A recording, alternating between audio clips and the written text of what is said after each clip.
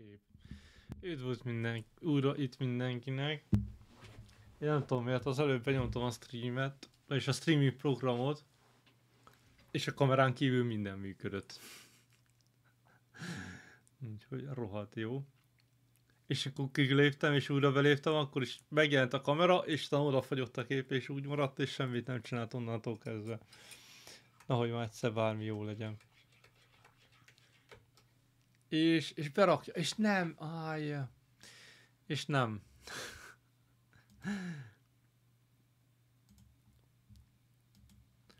Nem működik úgy, ahogy szeretném.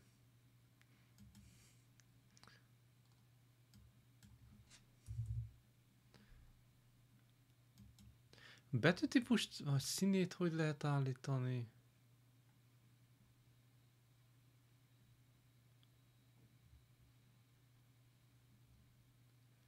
Hogy lehet emojit? Valaki mondja már meg a Discordon, hogy lehet beállítani emojit. A server boost kell. Oké.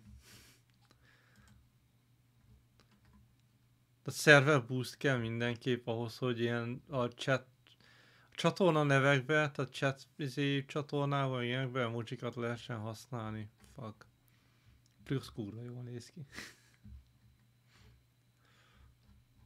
Na mindegy, szóval ma ugye 2 stream lesz, mert le kell álljak közbe. Meg kell tartanunk el egy rövid szünetet a 2 közt, meg le kell lőjem a szervert újraindítani. És az első streamben most megnézzük a Hellblade 2-nek a feature movie-át. És belenéztem, és van magyar felirat. Nem kell mindent fordítsak, mindenki érteni fogja. Nagyon tök így.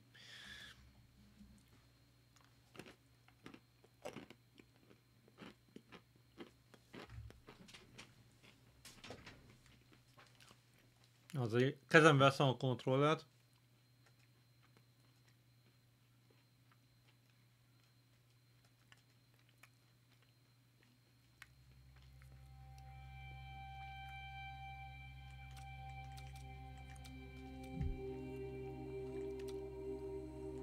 Az eddig történt nem érdekel, minket ez érdekel. Azt nem néztem csak meg, hogy milyen hosszú, na mindegy. Nem, mert úgyis le fogom közbeni háltani, és mondom, magyarázok majd, hogy én ebből mit értem át, meg hogy jött át nekem, de nézzük. 23 perc, nem hosszú. Nagyon fontos, spoiler tartalmaz, aki nem játszott a játékot, ne nézze meg. Keep pushing forwards on her quest, no matter what. She sees the world differently to those around her and faces challenges others would avoid. When driven so strongly by one powerful purpose, she will do anything to rid the world of the darkness. This is her life's mission, and she will not stop until she fulfills her quest. Ugye ő a színésznő, aki, vagy nem is színésznő, mert úgy volt, hogy az elsőben volt, hogy az egyik stábból valakit kértek meg a játékfejlesztők közül, hogy ő játsza Senát, ami nem találnak helyette megfelelő színészt. És végül vele játszották el Senát az eredetiben is, és itt is ugye ő játsza ugyanaz az ember. Ez már rohadtul Anglia. My name is Eddie, and I have lived with psychosis for most of my life. To me, psychosis means living in a different reality. Reality that isn't shared with other people. Often living with psychosis is dark and miserable. While experiencing psychosis, I've got to hear the voice of God, the opposite, seen and spoken with angels, and been to hell itself. Recovery college and peer support really did turn my life around. I thought I would never get better, and yet here I am. Azért durva így, hogy tényleg tudja, hogy az nem a valóság, de tudja, hogy látja és hallja. Durva lehet. The things that Senua experiences in Hellblade are very similar to some of our own experiences. She lives in a reality that other people might find hard to understand. She sees significance in symbols, in meeting people, in all sorts of things that are going on around her.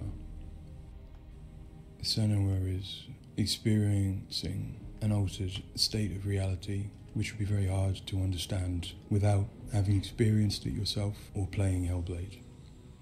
Lost soul who fought through hell to find us. You were lost. Not anymore.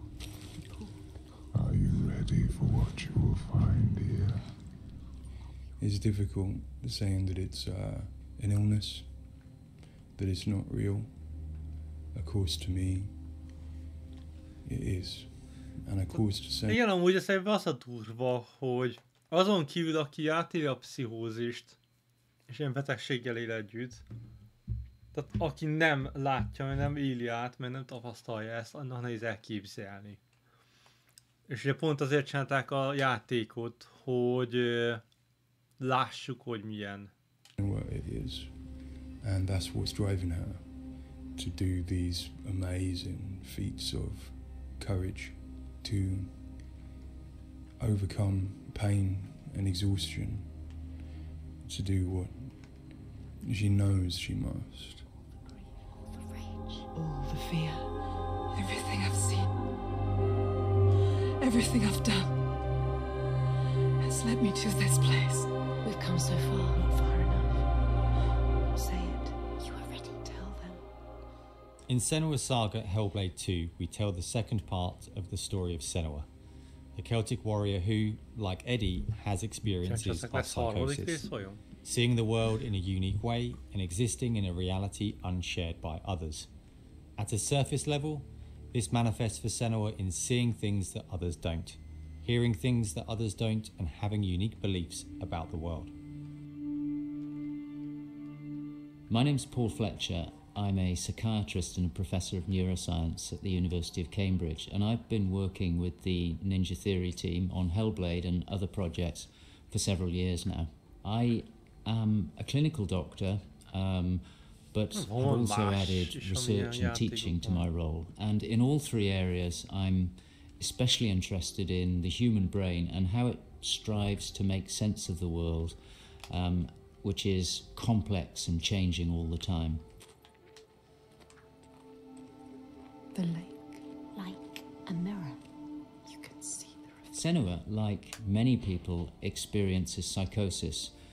Now, psychosis is not a diagnosis, although it is associated with a number of medical and psychiatric conditions. But ultimately, it's a loose description of a shift in one's experience of reality. What are you doing? Screams of the dead. There's something here.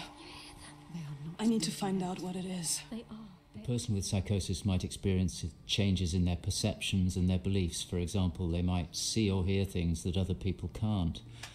And they might come to believe things that are quite uncharacteristic for them. For example, they might feel that somebody, perhaps somebody even very close to them, is intent on trying to harm them. Now, it's very important to remember that this is not just a vague feeling or an imagination. To the person, it feels like their reality, just as everything around me feels like my reality to me. I, like many people, feel that in order to even begin to understand psychosis, we have to start with thinking about how the brain works in general, how it makes sense of the world around it. And when we do that, we're repeatedly confronted with evidence that actually it doesn't just rely on the evidence of our senses, but it actually relies on what it already knows, on its predictions, its anticipations and its expectations.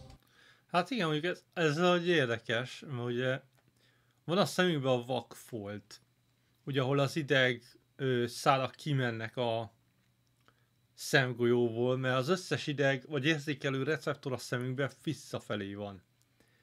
Tehát az idegszál a szemgolyó belsejébe megy ki, nem kívülre, ami ideálisabb lenne, de az evolúcióban ez így alakult ki az emlősöktől kezdve, és ez nem fog megfordulni.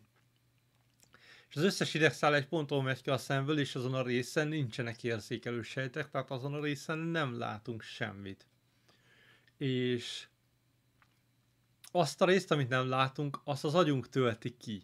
Ugyanígy, hogy az alapján, amit tud a világról, tehát tudja, hogy egy ablakkocka alakú, hogy most a közepéből nem látsz egy darabot, tudja, hogy ott is üveg van, és ott is kilátsz, és kitölti azt a részt. És ez olyan érdekes, hogy az agy ilyen dolgokat csinál, és odavetíthet olyan dolgokat is, ami igazából nincs ott. Ami azért meg tudja bolondítani az embereket. Defect. After all, why would we want to rely on what we already know rather than what the world is telling us? But if we did act simply as passive receivers, we would be completely swamped. We'd be like a newborn infant trying to make sense of the colours and shapes without any way of having a framework to try and understand those colours and shapes. Our senses are bombarded with information from the world that's rapid, it's intensive, it is noisy, ambiguous, unreliable. And if we were to try and make sense of that without imposing patterns and expectations, then it would be like trying to assemble a multi-dimensional jigsaw without knowing what the picture was on the box. Many of us think that the brain ultimately is an organ that makes predictions. It craves patterns and associations in order to make sense of the world. And without that, we are confronted with a feeling of uncertainty, of anxiety, of distress, even of fear. They're calling.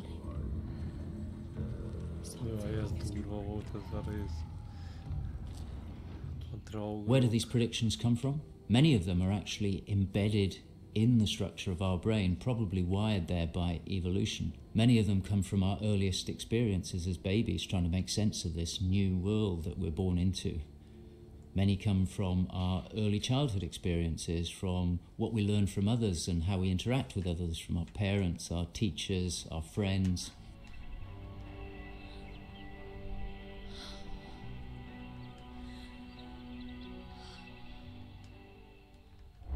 Azért volt ott, mert az első rész végén volt az a We all have a feeling that we're directly in contact with an objective reality. But it's probably the case that what we experience as our constructed model of the world is a blend of the evidence of our senses, but also what we are predicting or expecting from the world. So this blend exists in a very fine and delicate balance, and the weighting of that balance probably varies a great deal across different individuals. But crucially, this balance is what determines how we experience and interpret and act upon the world. And some of them are embedded in shared experiences with others, our society, our culture, our arts, even our religions and our mythologies. So for the most part, this works very well for us and enables us to make sense of the world. But it's also, being a delicate balance, it can be shifted, and it's very easy, even under the most normal day-to-day circumstances, to deviate from objective reality. A good example of this is the hollow mask illusion. All of us are familiar with a mask. We know that it depicts a face and that the inside is hollow. But when we see the mask rotating round and we see the hollow side, there is a deeper prediction, probably embedded in our brain, that facial features tend not to be hollow, that they stick out. And this deeper prediction can override our knowledge that the mask is hollow and make us actually perceive the face as sticking out at us. Despite what we know, the deeper predictions will override this. Hát igen, amúgy ez is érdekes, tehát tényleg, hogy fordul a maszk, onnantól kezdve, hogy majdnem szembe van, egyből úgy néz, mint a kifele jönne, és másik irányba fordulna. Egészen addig, amíg a szíle nem kezd visszatakarni, tehát ja, ez is egy olyan, hogy az agyunk az alapján, amit tud, azt mondja, hogy nem, ez nem lehet így. So for me and many in my field, perceptual illusions like this, which are very common, are really interesting because they tell us something fundamentally about how the brain is making sense of reality using its predictions. But more than that, for me, it's very interesting because it begins to give us a sense of how psychosis might begin to emerge. Psychosis is this experience of an altered internal construction of one's reality.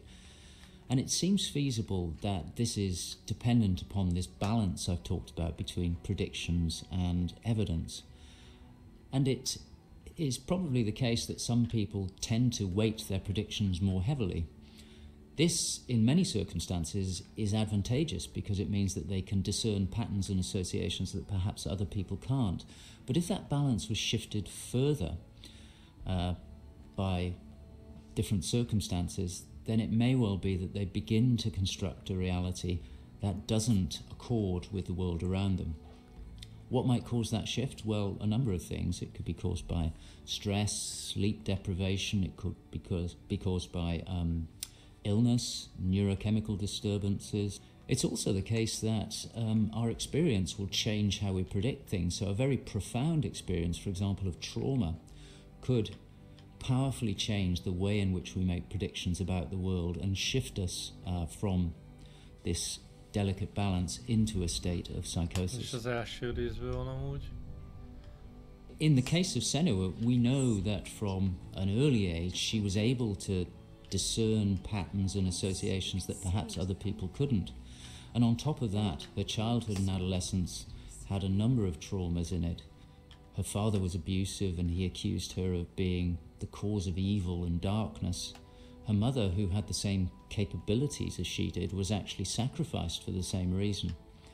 And in addition, her village was attacked by Vikings and her lover was brutally killed. And it's possible that all of these traumas would act on her natural tendencies to topple her into this psychotic experience that is depicted in Hellblade. With every defeat, the dark rot will grow. És rájöttem, hogy nekem miért volt ott túl meg föl az a fekete, csak mondjuk az első részt, nem figyeltem most, hogy alapból is ott volt. In Hellblade Senua's sacrifice, we find Senua discovering and understanding her experiences. They're relatively new to her, and the pain and torment feels at its most acute. Having travelled to a new place, with a mind full of her trauma and truth stories of the Vikings, she embarks on a journey of coming to terms with what has happened in her life. Ultimately, rather than finding the unachievable certainty of rescuing Dillian, she achieves certainty in the realization that Dillian is gone forever. She learns to accept his death, and in turn, her experiences of psychosis. Even in darkness, the wonder and the beauty of this world never leaves us. It is always there, waiting. In Senua's saga, we find Senua at a different place on her physical and mental journey. Empowered with the sense that she has overcome her own darkness, she's now compelled to follow a new quest, to save her people from that same darkness. You smell their fear. He's here. Death is coming. Look at the bones. Death is coming. Look at the bones. That's going to be you. In Sacrifice, Senua's psychosis is acute and all-consuming. She is preoccupied and absorbed by her experiences. To some extent, she is enveloped and enslaved by the darkness. She cannot ignore her voices and visions. She's totally committed to the quest within her altered reality. In Saga, there has been some resolution to this. There's no miracle recovery. She still experiences the voices and visions. She still has a changed reality. But the balance of power has shifted. She is the one who is able to be in control. She's able to resist and challenge the voices. She's able to make decisions that much more clearly reflect her own goals. They see through your lies, and I will show them how to see as I do. I will not appease your gods. I will destroy them. And in addition, in Saga, she is able to encompass the reality of others. She sees them for the constructions that they are, and she is able to interact with them. And I think that's a very powerful change and a very important area to explore. Akkor mégis csak élő emberek, a többiek is. In Saga, we've had the opportunity to explore the next phase of Senua's mental health journey. One where she's come to a place of understanding, but where she and us as creators have new challenges to overcome. Where Senua's belief system will clash with that of others. Her experiences will play out in the presence of people who don't share her perspective. And where she feels a new sense of power in being chosen for the quest, but also a new weakness, bowing underneath the weight of responsibility that sits on her shoulders.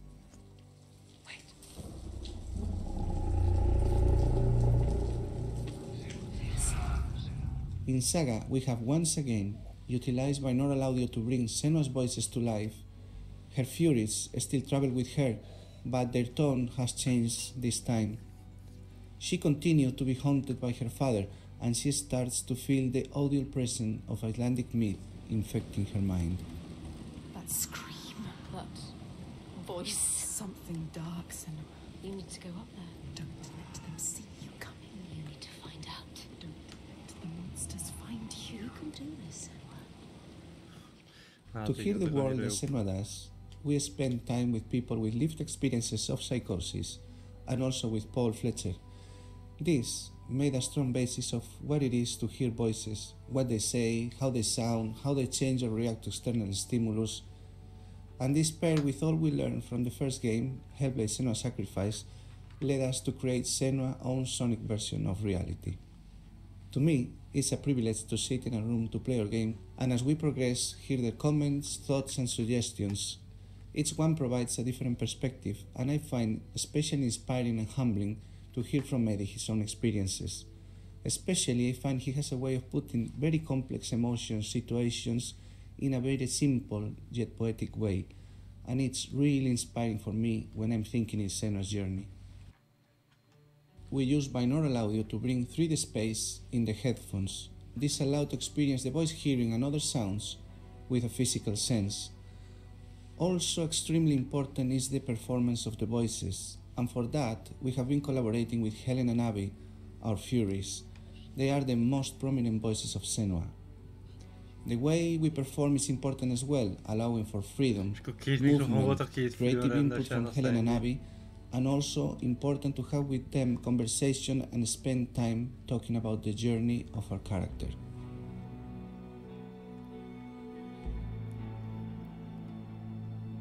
There is a lot of time gone into experimentation, so every sound in the game is connected in some way with the emotion that Senua is experiencing as she travels through Iceland, from the sounds of the nature to some of the musical moments.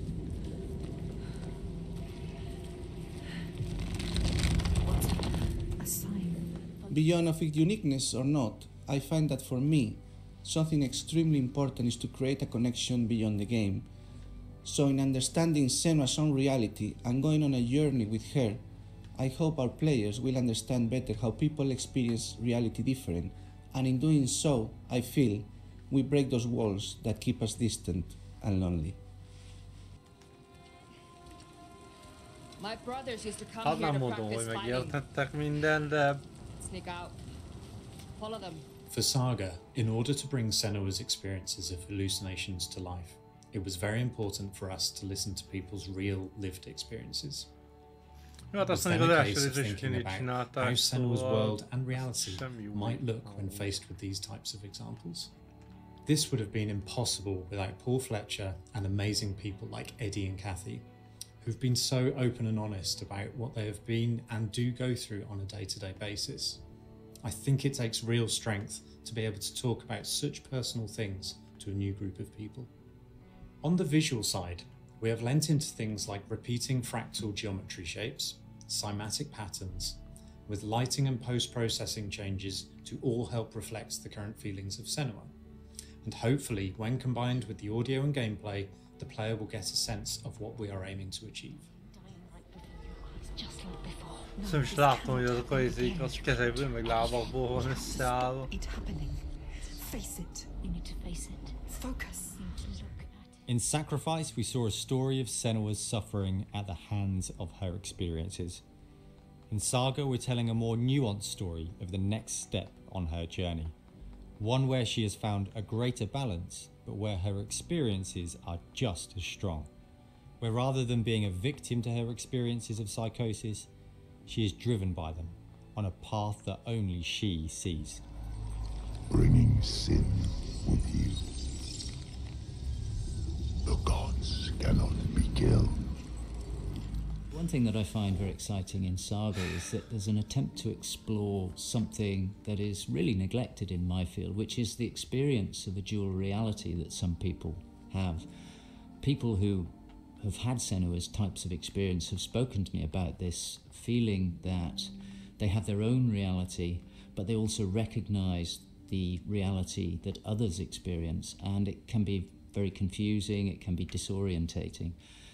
And it's exciting to me that the game contains an explicit attempt to portray this experience of dual realities, and I think it'll be very interesting to see how people respond to that.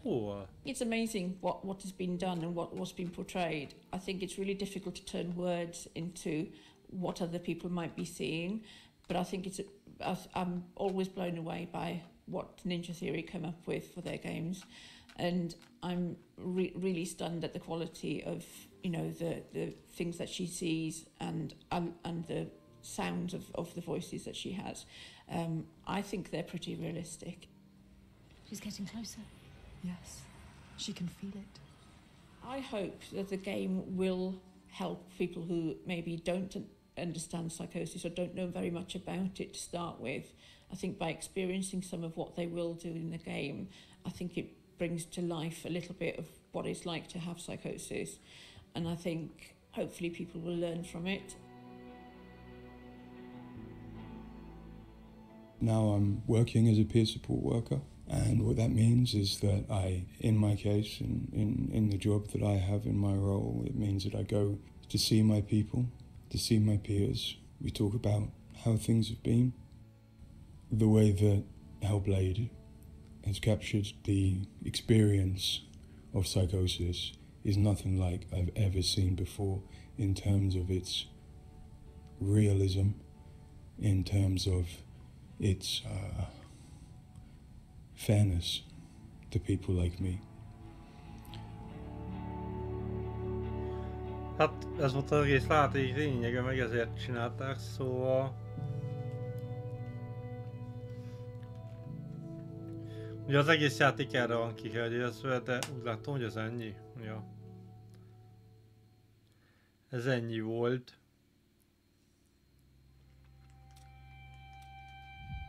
Mellesleg a zene miatt meg beszólt a YouTube.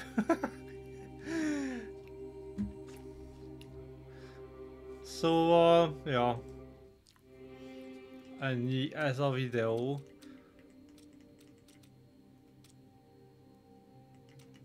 Nem tudom, lehet végigjátszom majd úgy, hogy de aztán streamen kívül, hogy benyomom a többi karakternek a hangját, hogy azok mit narrálnak, meg mit mondanak. De amúgy, hát érdekes, amiket mondanak, de szerintem ugyanaz, mint ami az elsőben volt, ugye, hogy meghallgattak egy pár ugye embert, aki pszichózissal él, és az ő tapasztalatokat beleépítették a játékba, hogy ők hogy élik meg a világot, meg mit látnak. Sehol nem mondták el, hogy lesz még egy rész, vagy nem. Bár nem tudom, nekem az a sanda gyanúm, hogy ez ahogy véget ért, biztos, hogy kell, hogy legyen még egy folytatás.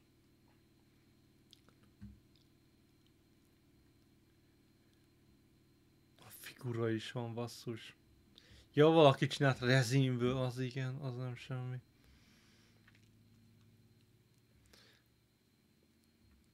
Szóval szerintem lesz még folytatás, hát mert baromi jó lett ez a játék is. Nem tudom mennyit adtak el belőle, de ugye én is megvettem elővételbe. Gondolom nem csak én voltam vele így. Annak ellenére, hogy ugye láttam, hogy amúgy Xbox Game Pass-szal ingyen lehetett volna játszani.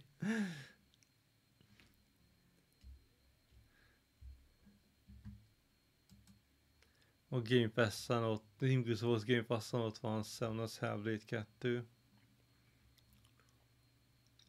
Mik vannak még most talán, amiket adtak hozzá?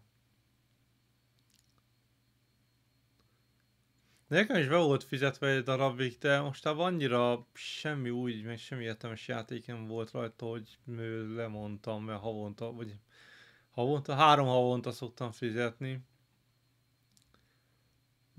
De most a izé miatt lehet, be fogom megint fizetni.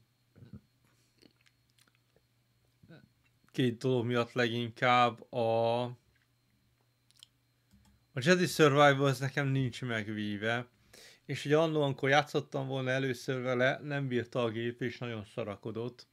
Kíváncsi lennék, hogy most már, hogy update-eltem a gépet, elbírja-e, meg hogy a Steam nem ugyanazon a gépen fut.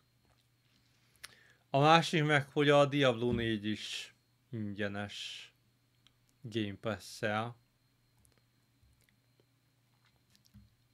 Amit lehet meg akarnék nézni, illetve úgy látom, hogy a Frostpunk 2-t is ki fogják rajta adni, úgyhogy lenne értelme megint befizetni.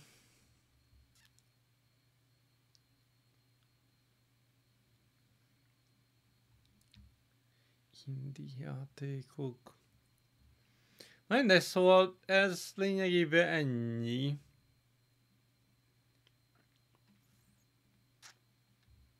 Az a poén, hogy WC-znem kell.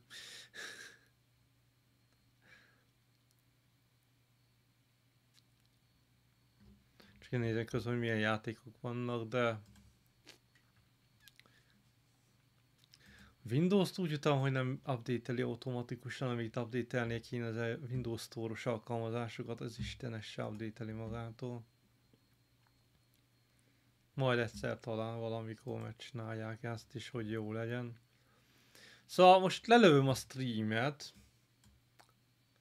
és na jövök vissza egy másik játékkal, és tudom, azt ígértem, hogy Fallout Shelter, de nem az lesz. Tehát eredetileg azzal akartam játszani, mert láttam, hogy azt baromi sokan nézték. De megint van egy demo lehetne, nem demo, mert nem demo. Tehát van egy játék, aminek az alfa verzióját lehet kipróbálni május 29-ig. Úgyhogy arra gondoltam, hogy inkább azt kéne, mert főleg, hogy sci-fi, amit én szeretek, átkettően régóta akartam nézni, hogy milyen. És eddig mindig lekéstem minden ilyen ingyenes próba lehetőségről, mert egyébként maga a játék nem olcsó. De azt majd a következő streamben elmondom. Szóval ezzel vége akkor a Hellblade 2-nek totálisan. Végignéztük még a demót, vagy a demót, nem a demót, hanem a feature videót. Az előző hosszabb volt, meg jobban elmagyarázták a dolgokat, hogy mi, hogy miért. Ebben most sok magyarázatot nem mondtak, csak hogy miben lett másabb a játék. Na mindegy.